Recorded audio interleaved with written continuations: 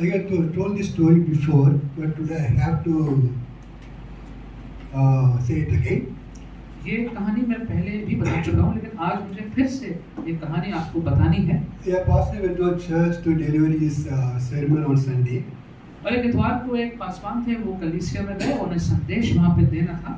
He had a small band-aid on his face. और उनके चेहरे पे एक बैंडेड लगा हुआ था। When he came to deliver his sermon, people are wondering what is that band-aid he has on his face. और जब वो अपना प्रचार कर रहे थे, तो लोगों ने देखा कि इनके चेहरे पे बैंडेड क्यों लगा हुआ है। So he had to give an explanation for the band-aid. तो उनको बताना पड़ा कारण ये बैंडेड चेहरे पे क्यों लगा है। He said, while I was shaving, I was thinking about the sermon and cut my face. उन्होंने कहा जब मैं दाढ़ी बना रहा था तो मैं अपने प्रचार के बारे में सोच रहा था और सोचते सोचते मेरा यहाँ पे कट गया। Then he went on to preach and preach and preach a long sermon. और फिर उन्होंने प्रचार किया और करते गए और बहुत लंबा उन्होंने संदेश प्रचार किया। After the sermon, he had a small note in the offering bag.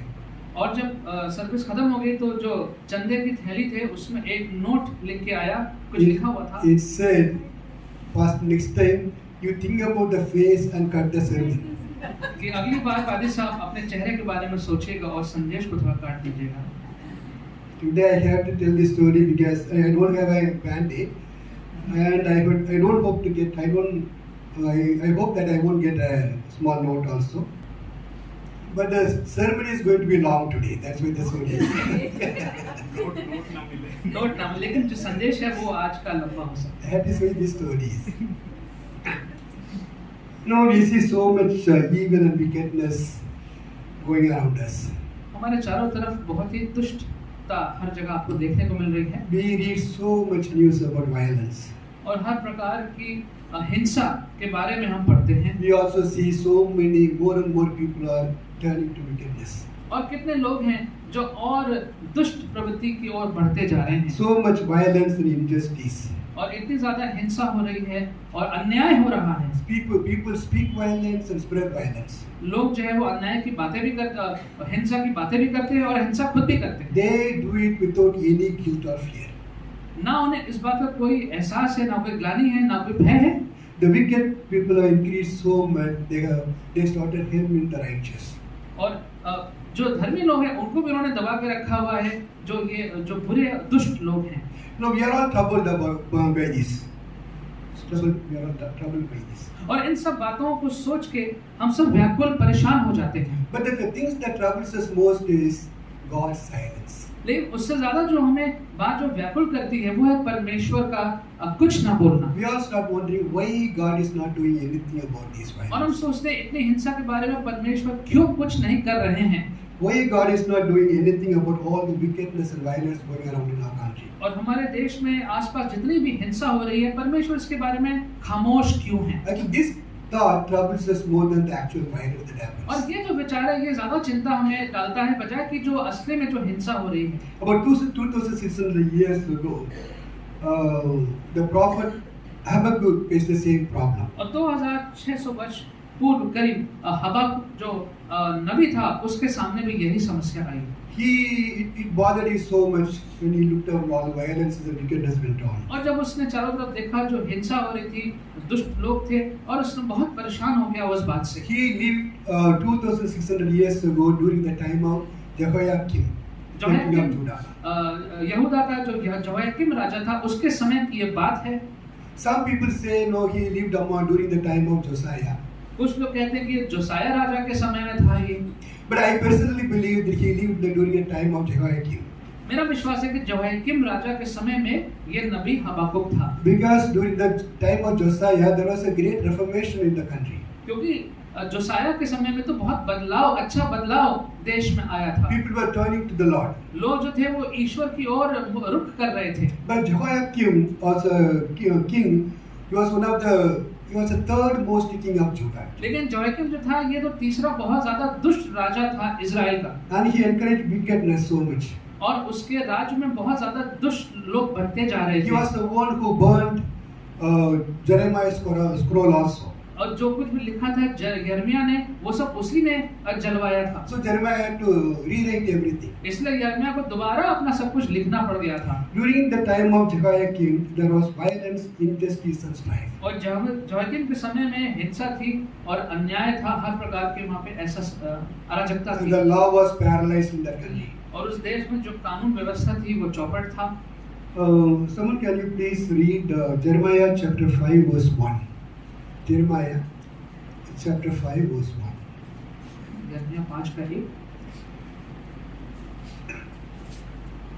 Go up and down the streets of Jerusalem. Look around and consider. Search through her squares. If you can find but one person who deals honestly and seeks the truth, I will forgive the city. यरूशलेम की सड़कों में इधर उधर दौड़ कर देखो, उसके चौकों में ढूंढो, यदि कोई ऐसा मिल सके जो न्याय से काम करे और सच्चाई का खोजी हो, तो मैं उसका पाप क्षमा करूंगा। No, God says, Lord, you will not even find a single person who does what God wants to do. और परमेश्वर कह रहे हैं कि एक भी व्यक्ति नहीं मिलेगा ऐसा जो परमेश्वर के बातों पे अमल करता हो। There was an absolute moral breakdown. हर प्रकार से नैतिक रूप से लोगों का पतन हो चुका था। The reason for the moral breakdown is that they left their God, the creator God, and went away from Him. और कारण ये था कि जो उनका सृष्टि करने वाला परमेश्वर था उसको छोड़ के वो दूसरे रास्तों पे निकल रहे थे।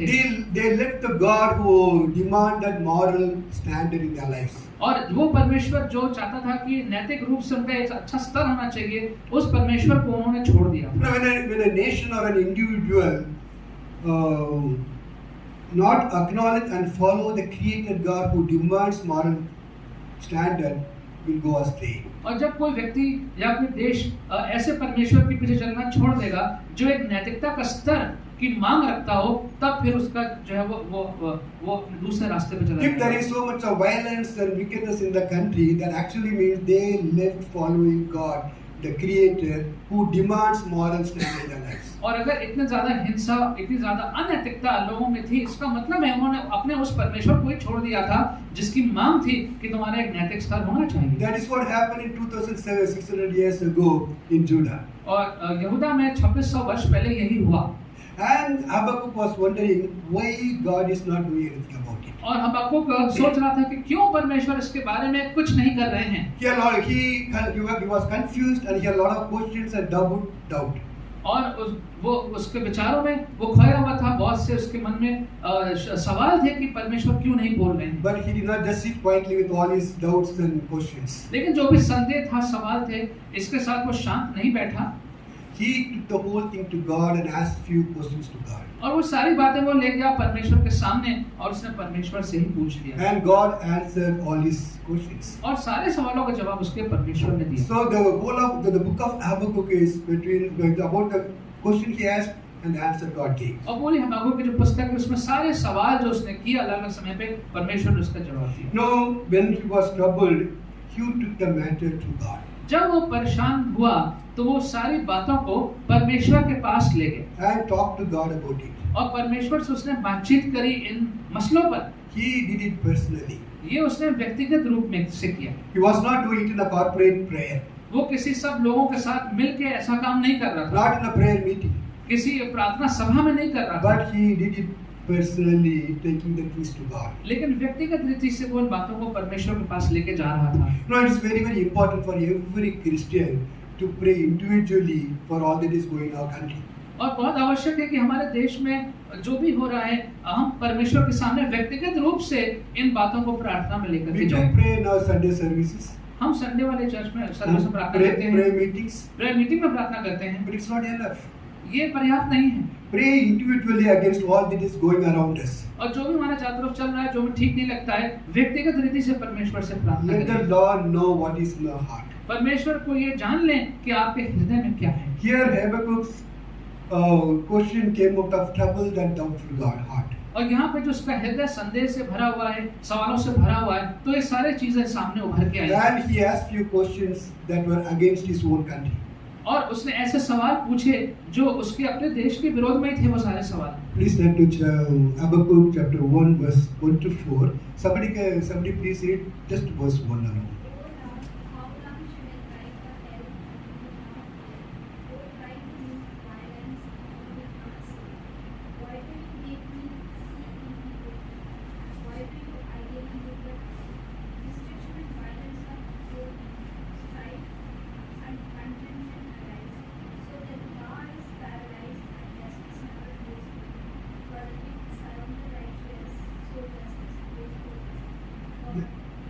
Just verse 1 alone.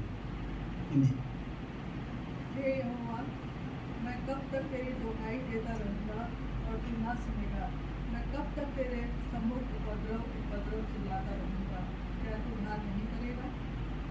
Now, as I said earlier, the thing that troubles us so much is the silence of God. जैसे मैंने कहा कि परमेश्वर की जो खामोशी थी इससे हबाकुक व्याकुल हुआ। We pray, there is no answer. प्रार्थना किया लेकिन कोई जवाब नहीं मिला। We cry out, but still there is no answer. और हम रोते गिड़गिड़ाते हैं, कोई जवाब नहीं मिलता है। There is no sign even God heard our prayer. कोई ऐसा चिन्ह भी नहीं मिलता है कि परमेश्वर ने हमारी प्रार्थना सुनी भी कि नहीं सुनी।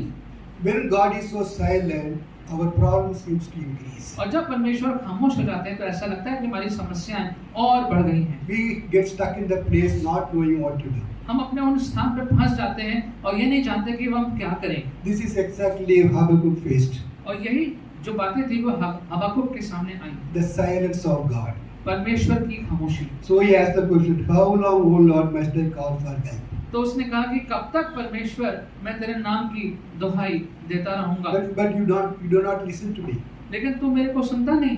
Cry out to violence, but you are not saving me. और मैं तो चिल्ला रहा हूँ उपद्रव, लेकिन तू उद्धार क्यों नहीं कर रहा है? Lord, I have been calling you, but you are not listening to me. परमेश्वर मैं आपको पुकार रहा हूँ बार-बार, लेकिन आप मेरा बात I am crying out to you, but you are not saving me. लेकिन मैं आपको सामने रो रहा हूँ, लेकिन आप मेरी बात नहीं सुन रहे हैं। I don't know how long I have to cry out. मुझे नहीं मालूम कि और मुझे कितना रोना और गिड़गिड़ाना पड़ेगा।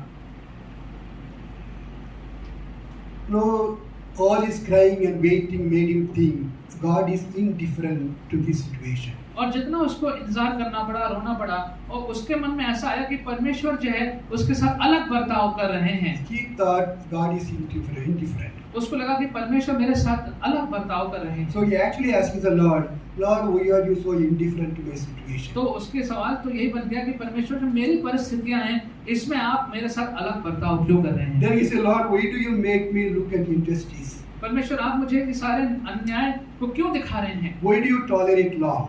और ये सारी बातों को क्यों आप बर्दाश्त कर रहे हैं? You have made me see all the violence that goes around. और इतनी हिंसा जो चारों तरफ चल रही जो मैं देख रहा हूँ। For me it is I am not able to tolerate it, but you are tolerating it. और मैं इन सब बातों को और सहन नहीं कर पा रहा हूँ। परमेश्वर आप कैसे सहन करते हैं? The second question was, why are you so inactive? और दूसरा सवाल उसका यही था कि आप कोई क्रिया क्यों नहीं कर रहे हैं? No, he is asking two very important questions to God.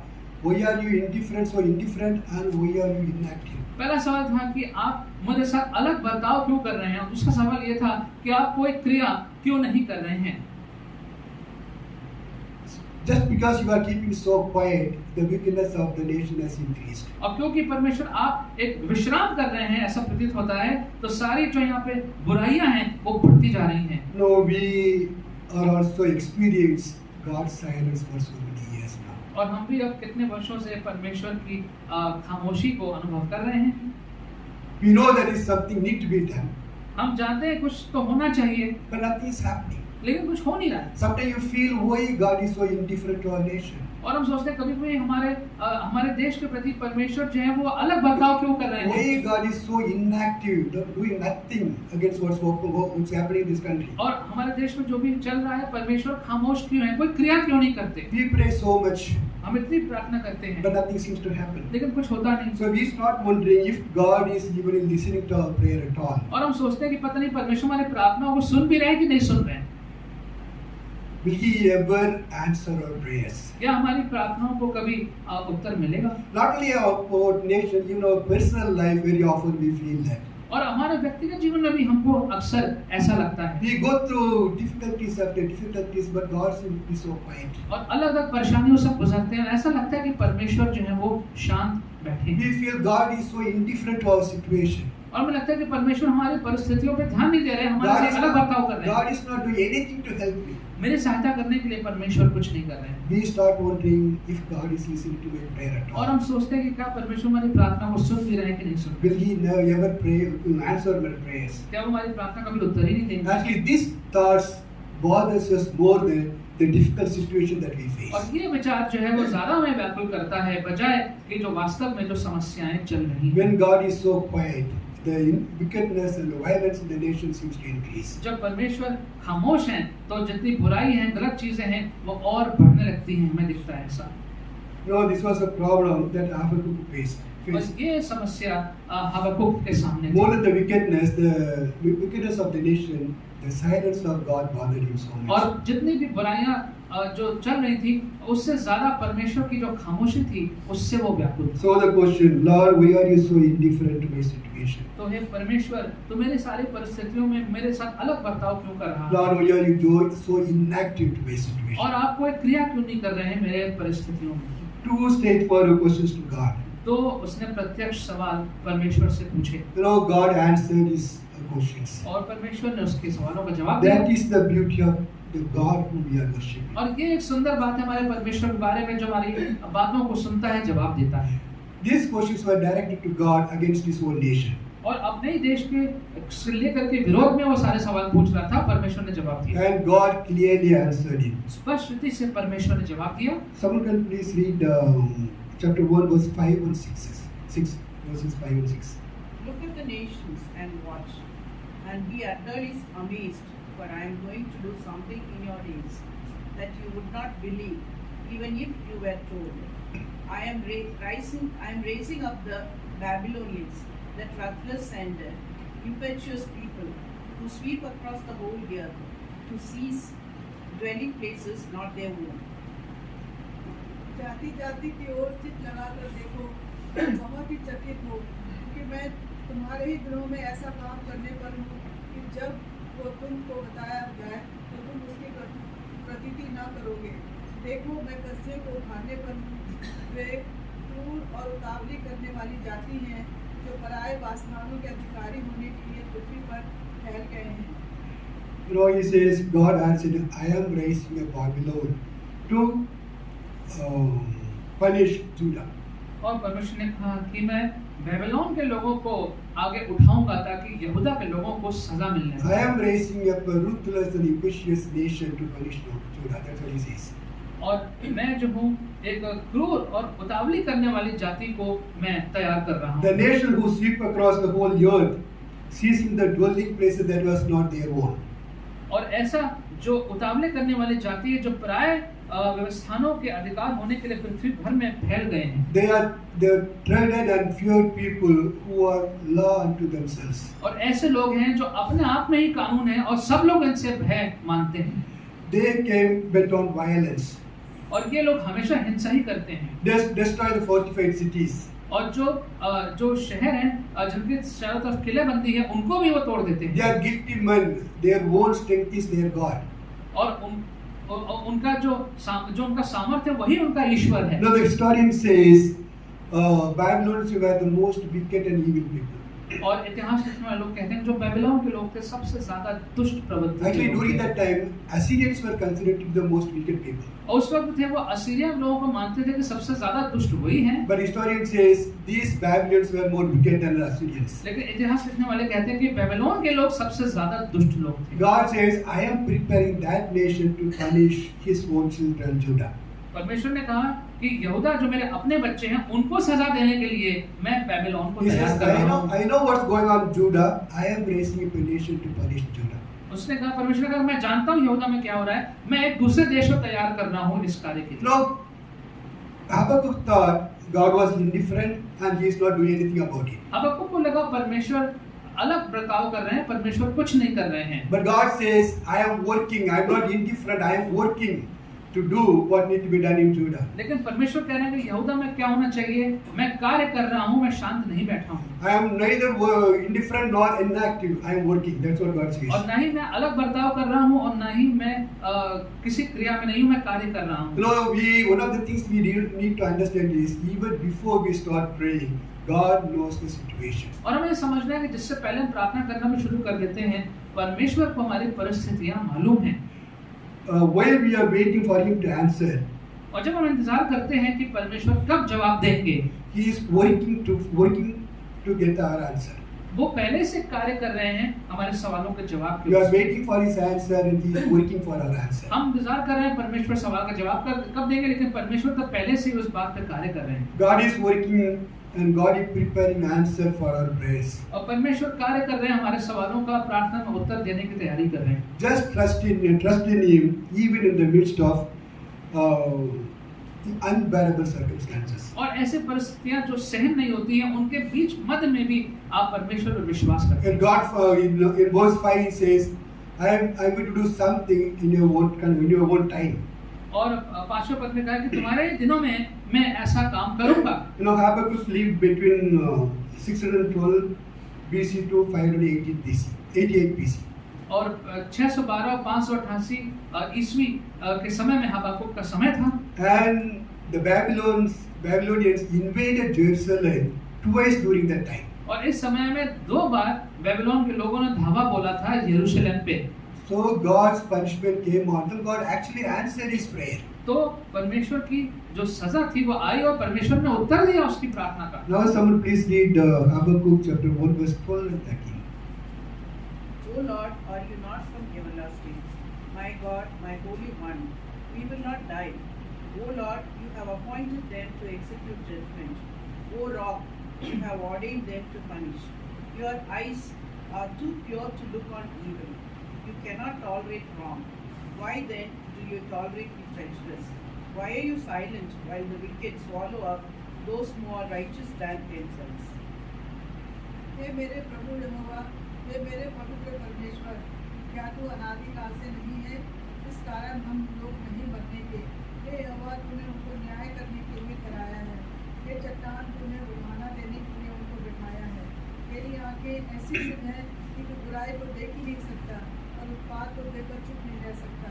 कि तू विश्वासघातियों को क्यों देखता रहता है, और जब दुष्ट निर्दोष को निकल जाता है तब तू क्यों चुप रहता है? Now he is asking God, Oh Lord, have you appointed them to execute judgment on Judah? और वो कह रहे हैं कि परमेश्वर, क्या तूने इन लोगों को नियुक्त किया है कि ये आके यहूदा पे न्याय करें? Oh Lord, you have ordained them to punish us. परमेश्वर, क्या तूने इनको अभिषेक किया कि ये आके हमारा न्याय करेंगे? Your eyes are too pure, you cannot even see wickedness. आपकी तो आंखें इतनी पवित्र हैं कि आप दुष्ट लोगों को तो देख ही नहीं सकते। Then why are you tolerating those wickedness? तो ये सारे दुष्ट लोगों को आप कैसे सहन कर रहे हैं? Why are you so silent while the wicked swallow up these more righteous than themselves? और ये कैसे आप शांत हैं जब अपने ये जो दुष्ट लोग हैं वो एक दूसरे को नाश कर रहे You हैं? know, first he asked God, why are you not doing anything about my nation? पहले उसने परमेश्वर से कहा कि मेरे देश के बारे में आप क्यों कुछ नहीं कर रहे हैं? So God arranged some nation to punish Judah. तो परमेश्वर ने एक इंतजाम किया कि एक दूसरा देश आके यहूदा को सजा देगा। Now he says, why are you using that nation to punish my country? अब वो कह रहे हैं कि अब आप इस देश का प्रयोग क्यों कर रहे हैं कि मेरे देश को सजा इनके द्वारा क्यों दिलवा रहे हैं? He was so surprised. How can God, holy God, use a wicked nation to punish our nation? वो बहुत ही ज्यादा आश्चर्यचकित हो गया कि पवित्र परमेश्वर है वो एक अपवित्र लोगों का प्रयोग कैसे कर सकता है अपने बच्चों को सजा देने के लिए? He says, you are a God, your eyes are so pure, you cannot even see wickedness. कि आपकी तो आंखें इतनी पवित्र हैं कि आप तो दुष्टता को देख भी नहीं सकते। So how can you do this? तो ये आप कैसे कर सकते How हैं? can you do this and tolerate it? और कैसे इस बात को आप सहन भी कर सकते हैं? It was beyond his comprehension. और ये बात उसकी समझ से परे थी। So he asked more questions to God. तो फिर उसने और सवाल परमेश्वर से पूछे। Already he asked some questions, God answered. Now that answer creates a lot of other questions. अब उसने कुछ पूछा, परमेश्वर ने जवाब दिया, अब उस जवाब से और सवाल उसके मन में आए। Now he has few questions here. How could your holy God appoint a wicked nation to punish Judah? कि एक पवित्र परमेश्वर है, वे दुष्ट देश को कैसे नियुक्त कर सकता है कि वो आके यहूदा को सजा दे। Lord, we read your eyes are so pure. Then Permission- how can you allow? How can you tolerate this हम wickedness? तो ये जानते हैं कि आपकी आंखें इतनी पवित्र हैं कि आप कैसे फिर इस दुष्ट लोगों को आप सहन कर सकते हैं। Again, why are you so silent when wicked swallow those more righteous than themselves? और आप कैसे शांत हैं जब ये तो दुष्ट लोग हैं, उनसे जो अच्छे धर्मी लोग हैं उनसे ज्यादा जब उनको वो आके दुष्टता कर रहे हैं तो आप उसको कैसे सहन कर सकते हैं? Is it to keep on destroying other nations? क्या ये किस प्रकार से ये दूसरे देशों को ये नाश कर रहे हैं कि आप कैसे देख सकते हैं? Will you not stop them? क्या आप उनको रोकेंगे नहीं? The implied question is, will you not stop them? Will you not punish them? और सवाल ये उठता है कि क्या परमेश्वर आप इनको रोकेंगे नहीं? क्या आप इन लोगों को सजा नहीं देंगे? In fact, in chapter 3, verse 16 says, I will wait for the day of calamity to come on the nation that invading us. और तीसरा अध्याय में लिखा है या हमको कहता है मैं तो उस दिन का इंतजार करूंगा जब कोई त्रासदी जो है वो इन लोगों पे आ जाए जो लोग आ करके यहूदा पे आके जिन्होंने धावा बोला है। No, these are the questions bothers Christians so much these days. और ऐसे सवाल मसीहों को आजकल बहुत परेशान करते हैं। How can God allow wicked and evil people to beat us up? कैसे परमेश्वर होने देता है कि जो दुष्ट लोग हैं वो आके मसीह लोगों को परेशान करें? How can He allow a wicked person to beat his own children? कैसे परमेश्वर कैसे ये अनुमति दे सकते हैं कि जो दुष्ट लोग हैं वो आके परमेश्वर के बच्चों को परेशान करें, उनको प्रताड़ित करें? And why is He so silent, not doing anything about it? और इन सब के बीच में वो खामोश क्यों हैं, कुछ बोलते क्यों नहीं? Why He is tolerating without intervening? और बगैर कुछ किए बिना बोले वो इन सब बातों को सहन कैसे करें? Will He intervene? Will He stop? Or will He punish those people? क्या वो बीच में कुछ बोलेंगे? क्या वो कुछ करेंगे? क्या वो उनको सजा देंगे?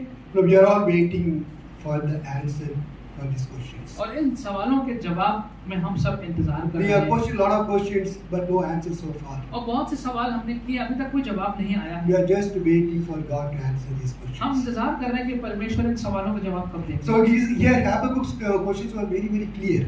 यहाँ पे हम लोगों का सवाल बहुत स्पष्ट है। Will you not punish them? क्या आप उनको सजा नहीं देंगे? Lord, I am waiting to see your punishment on them. That's what he says. मैं तो इंतजार कर रहा हूँ देखने के लिए कि आप सजा कब देंगे। After asking all these questions, he says, I will stand at my watch and station myself at rampart. I will look to see what he will answer me. और उसने कहा कि अब मैं खड़ा रहूंगा, मैं देखता रहूंगा कि ये सारे सवालों का जवाब परमेश्वर क्या देंगे। You know, when we go through this kind of difficult situation, we have a temptation to doubt God the way He works. और जब हम ऐसे गुजरते हैं इन परिस्थितियों से तो एक ऐसा परीक्षा में पड़ जाते हैं, हम सोचते हैं कि परमेश्वर पता नहीं हमारे प्रार्थना का जवाब देंगे नहीं देंगे, पता नहीं क्या करेंगे कि नहीं करेंगे। We very often have a temptation to doubt God how He works. और हम संदेह करते हैं, परीक्षा में पढ़ के संदेह करते हैं कि परमेश्वर कैसे कार्य करेंगे, हम संदेह करते हैं। We have to be very, very careful not to fall into that temptation. और इस परीक्षा में ना पड़े, हमें बहुत ध्यान रखना पड़ेगा। Very often we say God doesn't care whatever we go through. और कई बार लोग कहते हैं अरे परमेश्वर चिंता नहीं करते हैं हमारी, हम किन परिस्थितियों से We गुजरते have हैं। to be very careful not to fall into the kind of temptation to doubt God the way He और works. ध्यान रखिए ऐसे परीक्षा में मत गिरिए जहाँ पे परमेश्वर पे संदेह करना You पड़े। know, after asking the God, He says, I will stand at my watch and wait for you to answer. और सवाल पूछने के बाद वो कहता है कि अब मैं इंतजार करूंगा कि कब परमेश्वर इन सवालों का जवाब देते हैं कि नहीं देते I हैं। will stand as a servant waiting for his master to answer. अब मैं इंतजार करूंगा अपने स्वामी का कि वो कब जवाब देंगे, He says, I will stand at my watch. कि मैं रुका रहूंगा, मैं इंतजार देखता रहूंगा। Some people actually say he went on a watchtower and stood there to wait for God, अब कुछ लोग कहते हैं वो ऊंचाई पे जाके खड़ा हो गया, इंतजार करने लगा। which is not true. ऐसा नहीं था। Actually, he was using figures of speech at this point. यहाँ पर वो दूसरी चिन्ह का प्रयोग कर रहा था, भाषा का प्रयोग कर रहा था। Watchtower is a place which is away from the crowd. Watch tower, Watchtower. Watch tower जो है वो ऐसा मीनार होती है जो लोगों से दूर होती है। It is a place where soldiers stand alone. जहाँ पर जो सिपाही होते हैं वो अकेले खड़े होते रहते Where हैं। the soldiers stand and look very intently. जहाँ पर सिपाही खड़े होकर बहुत ध्यान से देखता रहता है।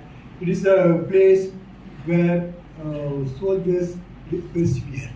वो ऐसा जगह है जहाँ पे जो सिपाही है वो खड़ा रहता है, व्याकुल रहता है और रुका रहता है। You know, very often the prophets represent themselves as watchmen. और कई बार जो नबी हैं उन्होंने अपने आप को ये संज्ञा दी है कि वो भी इसी प्रकार से इन सिपाहियों की तरह हैं, Watching always for the safety of the people. कि लोगों की सुरक्षा के लिए खड़ों के चौकन्ने रहते हैं Watching also to receive the instruction from God. और देखते रहते हैं कि परमेश्वर क्या संदेश They देंगे। leave all the earthly things and focus their eyes on God and God alone. और सारी सांसारिक बातों को छोड़ करके अपनी आंखें परमेश्वर पे वो लगा लेते So हैं। here what Habakkuk actually saying is, तो यहाँ पर वास्तव में जो हबक्कुक कह रहे हैं वो ये है I will set myself away from the crowd कि मैं अपने आप को भीड़ से अलग कर लूंगा and will wait for God to give me the answer. और मैं इंतजार करूंगा कि परमेश्वर कब उत्तर देंगे I will persevere till He gives me the answer. और तब तक मैं रुका रहूंगा, मैं मेहनत करता रहूंगा।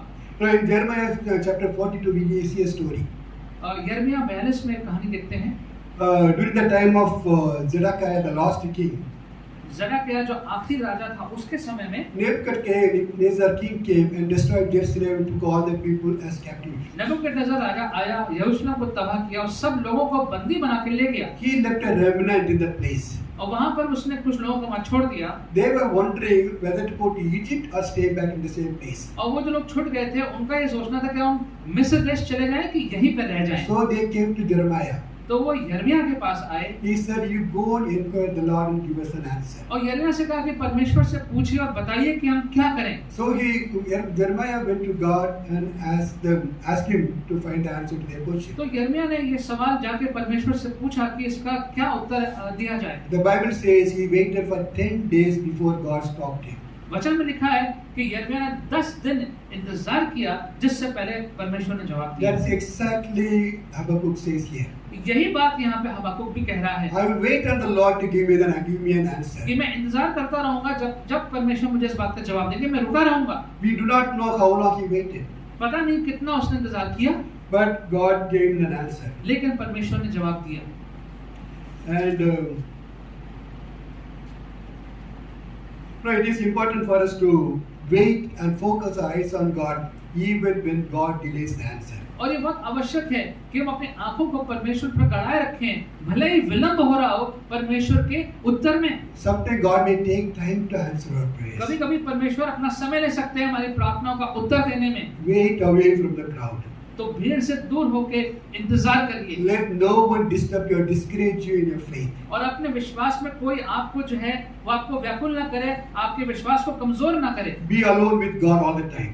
परमेश्वर के साथ अकेले में हो जाइए। You may be a lot of crowd around you, हो सकता है आपके चारों तरफ बहुत से लोग हों, but still you can be alone with God in your spirit. लेकिन अपने आत्मा में आप परमेश्वर के साथ अकेले हो सकते हैं। You know, this question I asked God was very, very strong questions. और जो सवाल पूछा परमेश्वर से बहुत ही मजबूत सवाल थे, Because the questions were against the way God works. क्योंकि ये सवाल जो था वो ये सवाल था कि परमेश्वर जिस प्रकार से कार्य करते हैं उसी के विरोध में था। But did God answer to it? क्या परमेश्वर ने उसका जवाब दिया? Yes, God did answer. परमेश्वर ने जवाब दिया उसका। You know, that's why it's not, that's kind of God who works. Any hard question asked, God is going to answer you. यही हमारा परमेश्वर है कि कोई भी मुश्किल सवाल होता है तो हर सवाल का जवाब परमेश्वर देते हैं। Because He is very patient and loving towards all the क्योंकि people. धीरज रखते हुए और प्रेम के द्वारा हमारी तरफ वो जवाब देते हैं। He answered and said, first write it down. उन्होंने जवाब दिया और कहा सबसे पहले इसको लिखो। Write down the answer that I am going to give you now. जो मैं तुम्हें जवाब देने वाला हूँ उसको लिखो Engrave it on a tablet, और उसको पत्थर के ऊपर लिखो, so that it may remain for those who come in later period. ताकि जो लोग बाद में आते हैं उनके लिए भी ये उपस्थित रहे, For the future generation. वो लोग भी उसको पढ़ने पाए।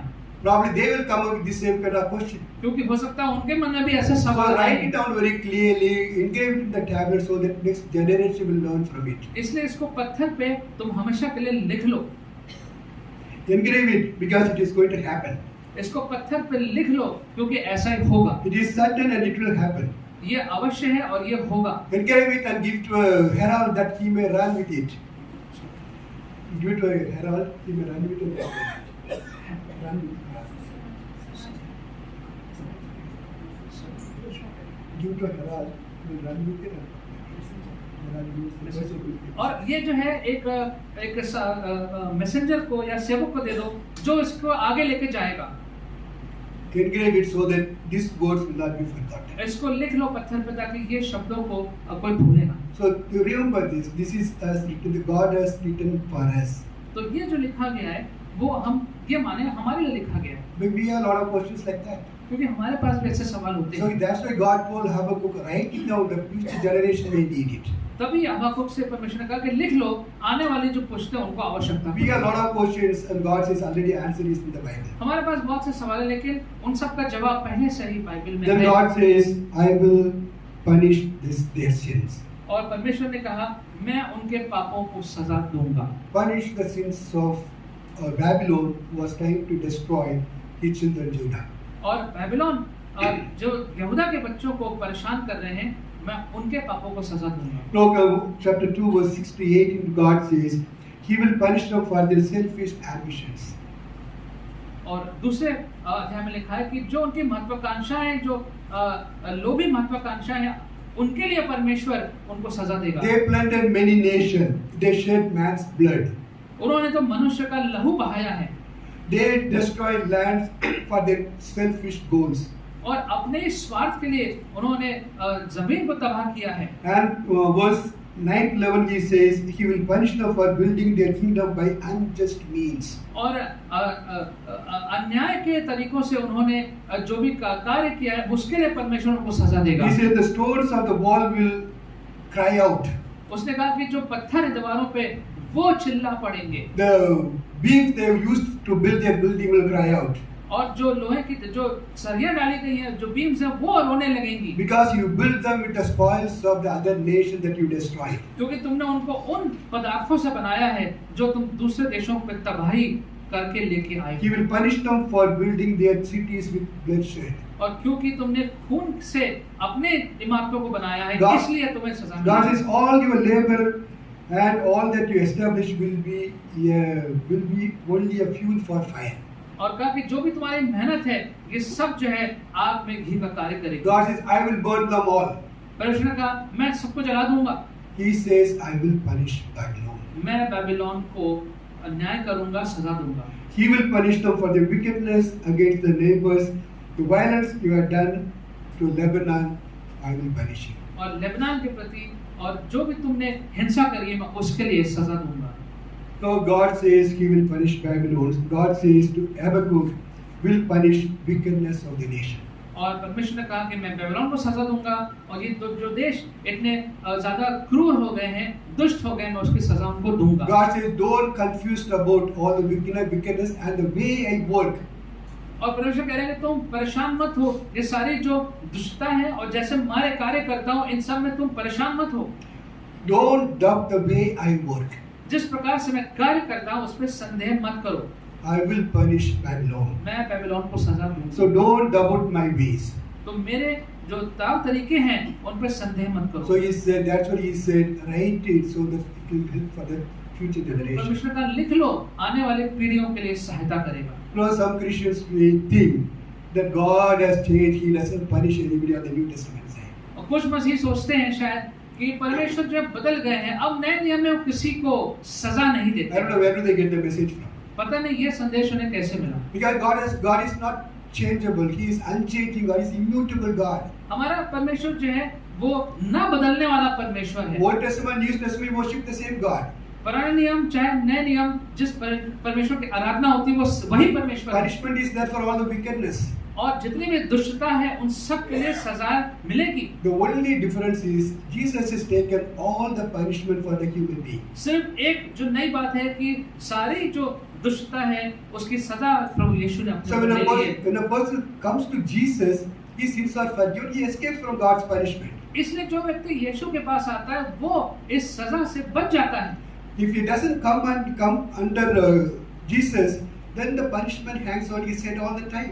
तो लेकिन अगर वो यीशु के पास नहीं आता है तो फिर ये सजा उसके ऊपर लटकती रहेगी। So please remember that we worship the same God in the Old Testament and the New Testament. याद रखिए चाहे पुराना नियम चाहे नया नियम हम एक ही परमेश्वर की आराधना करते हैं। So God says, do not doubt the way I work. परमेश्वर कहते हैं संदेह मत करो जिस प्रकार से मैं कार्य करता हूँ। So it is written for us, don't ever doubt the way God works in your lives and in your nation. हमारा लिखा है कि अपने जीवन में हमारे देश में जैसे परमेश्वर कार्य कर रहे हैं उस पर शक ना करो। God will definitely punish wickedness and evil in His own time. अपने समय में जो दुष्ट लोग हैं, दुष्टता है, परमेश्वर उसको सजा देंगे। Someone please read chapter 2 verse 3.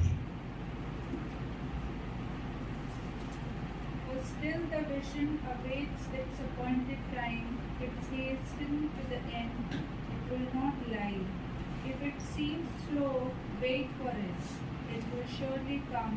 It will not delay. Chapter 2 verse 3. Verse 8. 3.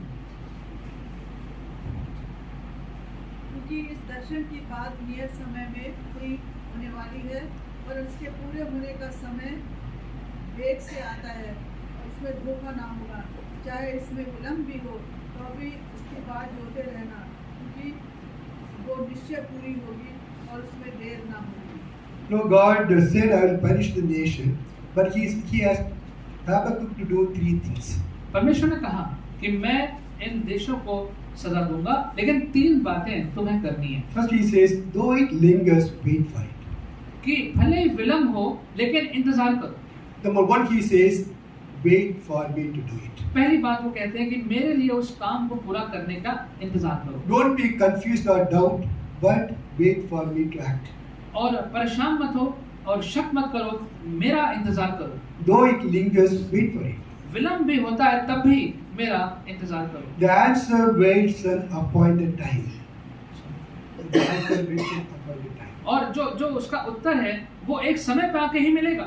In an appointed time, I will come and punish the nation. और उस नियुक्त किए हुए समय पर मैं आके उस सजा को दूंगा। No, very often our answers to prayer comes in an appointed time. अक्सर हमारे जो प्रार्थनाओं के उत्तर हैं वो नियुक्त किए हुए समय पर आते हैं। Not our appointed time, God's appointed time. हमारे समय पे नहीं, जो परमेश्वर ने समय नियुक्त किया उस समय पे। Someone also please read verse 4, chapter 2 verse 4. See, the enemies of his desires are not of them, but the righteous person will live by his faithfulness.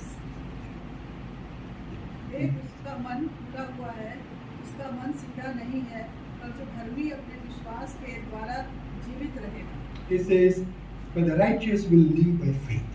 धर्मी अपने विश्वास के द्वारा जीवित रहेंगे। He says, first wait for me to do it.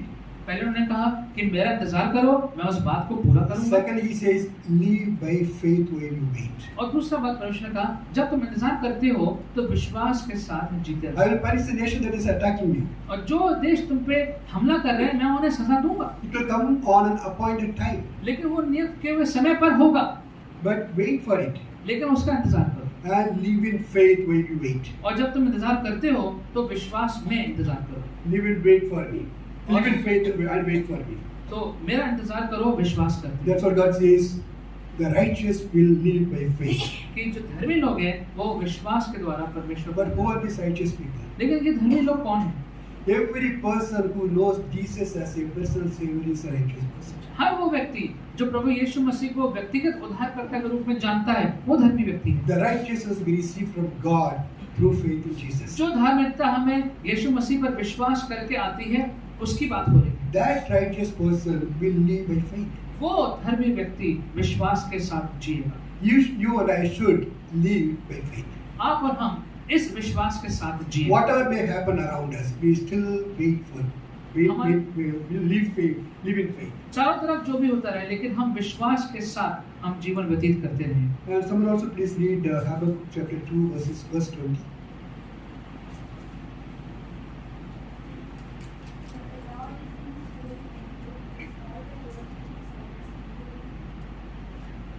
परंतु यहोवा अपने पवित्र मंदिर में है, समस्त पृथ्वी उसके सामने शांत रहे। The Lord is in His holy temple. परमेश्वर अपने पवित्र भवन में है। Let all the earth be silent before Him. समस्त पृथ्वी उसके सामने शांत रहे। And the third thing God is asking us to do, be silent. तीसरी बात जो परमेश्वर ने उससे कही कि शांत रहो, Wait, trust, and be silent. कि इंतजार करो, भरोसा करो और शांत रहो। God is in control. He is on the throne. परमेश्वर जो है वो अपने सिंहासन पे है और पूरा नियंत्रण उसके हाथ में है। He knows what's going on. उसको मालूम है क्या हो रहा है, He knows what he is doing. उसको मालूम है वो क्या कर रहे हैं। He says, be silent, don't argue with God. That's what he said to Habakkuk. वो कह रहे हैं कि तुम वाद विवाद मत करो, शांत रहो। Don't argue with God. वाद विवाद मत करो, शांत रहो। Just be submissive and be silent before God. अपने आप को समर्पित करो और परमेश्वर के सामने शांत रहो। No, the punishment of Babylon did come. और बेबीलोन की जो सजा थी वो आई।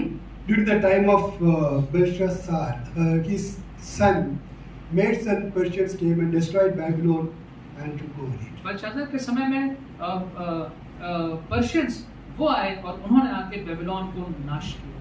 Babylon did receive the punishment in God's own time. और बेबीलोन को अपनी पूरी सजा मिली परमेश्वर के नियुक्त किए हुए समय पर। You know, in chapter 1, Habakkuk talked a lot about God and asked so many questions. पहले अध्याय में हबाकुक ने परमेश्वर के बारे में बहुत बातचीत करी, बहुत से सवाल पूछे। Those questions came out of confused and troubled heart. और ये जो हृदय था, व्याकुल हृदय था, परेशान हृदय था, इस हृदय से ये सारे सवाल निकल के आए। He asked God, we are not doing anything about it. पूछ रहा था कि परमेश्वर आप इसके बारे में कुछ क्यों नहीं कर रहे हैं? And God answered him. He said he is working, परमेश्वर ने जवाब दिया और कहा मैं कार्य कर रहा हूँ, raising up the Babylons to punish them. मैं बेबीलोन को उठाऊंगा ताकि वो उस सजा दें। But that answer raised more questions. लेकिन उस सवाल से, उस जवाब से और सवाल निकले। Now he says, why are you doing this? अब वो कह रहा है कि परमेश्वर आप ऐसा कार्य क्यों कर रहे हैं? First he said, why are you not doing anything about it? पहले उसने कहा कि परमेश्वर आप क्यों कुछ नहीं कर रहे हैं? Later he said, why are you doing that? फिर वो कह रहा है कि परमेश्वर आप क्यों कर रहे हैं? He had a lot of questions.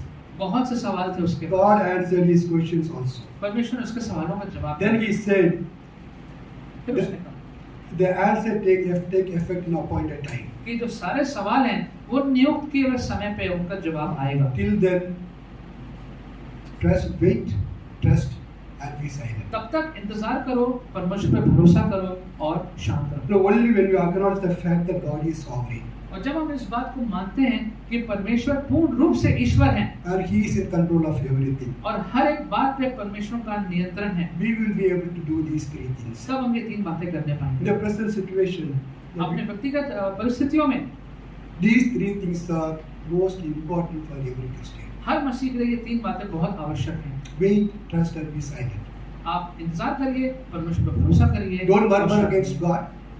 परमेश्वर के विरोध में आप बड़बड़ाइए मत। Don't use the words of hatred towards other people who are troubling us. और जो लोग हम पे परेशान कर रहे हैं उनके प्रति आप अपशब्द ना बोलिए। After listening to God, Habakkuk started praising God. और ये सब सुनने के बाद परमेश्वर से हबाकुक परमेश्वर की प्रशंसा करने लगा। Chapter 3 full of His praises. और जो तीसरा अध्याय है वो परमेश्वर की तारीफ कर रहा है। In verse 6 he says, His ways are eternal. और कहता है कि जो परमेश्वर के जो अनंत काल की गति है, You know, God's ways are eternal. We do not understand at this point of time. परमेश्वर के जो तौर तरीके हैं वो अनंत काल के हैं जो हमें समझ में नहीं आते। But God does not expect us to understand also. और परमेश्वर ये अपेक्षा भी नहीं करते कि हम हर बात को समझ जाएं। But He expects us to live by faith. लेकिन वो अपेक्षा करते हैं कि हम विश्वास के साथ तो अपना जीवन जिएं। You know, Habakkuk started with so much of confusion and doubt. पर हबाकुक ने शुरुआत करी इतने ज्यादा संदेह के साथ और परेशानियों के साथ। After talking with God, his confusion and doubt flew away. परमेश्वर के साथ बातचीत करने के बाद उसका सारा संदेह चला गया। And he was filled with faith. In his faith, he says in verse 16 of chapter 3. और वो विश्वास से भर गया और विश्वास से भर के उसने 16वें पद में तीसरे अध्याय में ये कहा, I will wait patiently for the calamity to come on the nation that is invading us. 16. Somebody read please, 3:16. Yet I will wait patiently for the day of calamity to come on the nation invading us. Yeah. That is second part of 3, second part of chapter 3, verse 16. मैं शांति से उस दिन की पाठ जोता रहूंगा जब दल बांध कर प्रजा चढ़ाई करेगी। I will wait patiently for the judgment to come on the nation that is invading us. और मैं रुका रहूंगा शांति से कब परमेश्वर जब वो आएगा, प्रजा आएगी और चढ़ाई करेगी। We all will live in faith. हम सब विश्वास में अपना जीवन Now, at this point, we want all of us to join together and read verses 17 and 18. Chapter 3, verses 17 and 18. कि सब लोग मिलकर 17 और 18वां पद You all can join together and it's so beautiful verses.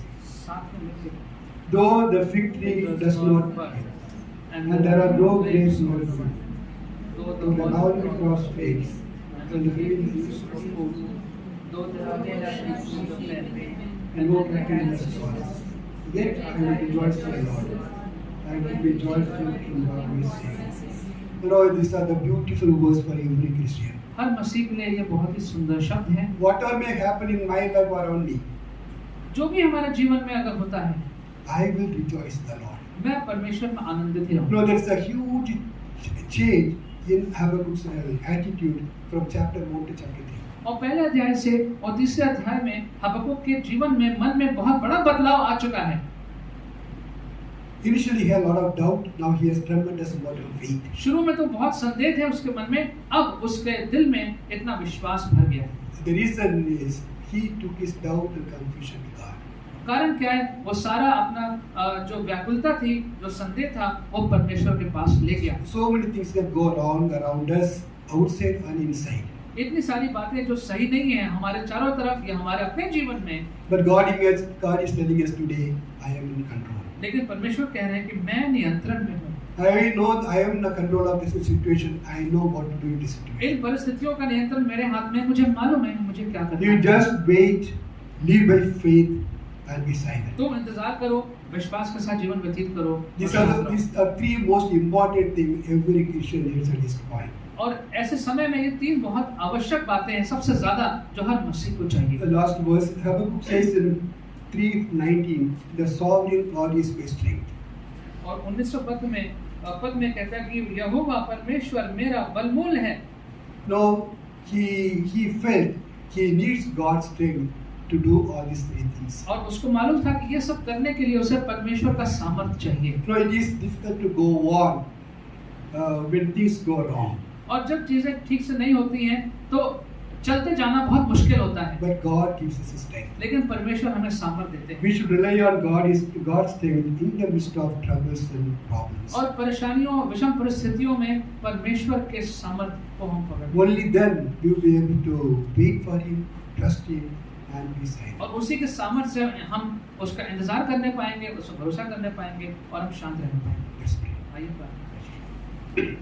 प्यारे पिता परमेश्वर, हम धन्यवाद करते हैं कि आप हमारे प्रार्थनाओं को सुनते हैं और हमारी सारी प्रार्थनाओं का जवाब भी देते हैं। Lord, you listen to our prayers, you listen to all the questions we have, all that we don't understand, and Lord, you give answers. Lord, we know that all the answers you have given in your word already. परमेश्वर, आप सारे जीवन की परेशानियां, परिस्थितियां का जवाब अपने वचन में दे चुके हैं। Help us, Lord, to read your word and help us, Lord, to find the answers to all these questions in your word which you have already given. परमेश्वर, अपनी सारी समस्याएं, व्याकुलताएं जो मन में आती रहती हैं परमेश्वर, और हम इधर-उधर ढूंढते हैं, होने दीजिए परमेश्वर कि हम वचन में आपने जो कहा है उन सब बातों का जवाब अपने जीवन में के बारे में ढूंढने पाएं। Lord, we want to indeed be honest and say that we are worried about our nation. We are worried about so much of wickedness. And Lord, indeed we just want to wait for you to take steps. We want you to make all these things right. परमेश्वर, हम सच में व्याकुल हो गए हैं और हमारी प्रार्थना परमेश्वर की सारी जो दुष्टता है, जो चीज़ें इतनी बिगड़ गई हैं परमेश्वर, आप इनको अपने तरीके से सही मार्ग पर लेके आए। Also, Lord, we pray that you help each one of us personally to see whatever is not right in our own hearts, and Lord, let you also bring that on the right path. परमेश्वर, हमारे अपने जीवनों में जो बातें ठीक नहीं हैं, उनको परमेश्वर आप सही मार्ग पर लेके आएंगे। We want to wait on you, Lord. We want to trust you, Lord, and we want to be silent and listen to your voice. हम आपका इंतजार करना चाहते हैं परमेश्वर, हम आप पे भरोसा करते हुए शांति में आपकी आवाज को सुनना चाहते हैं। जीसस।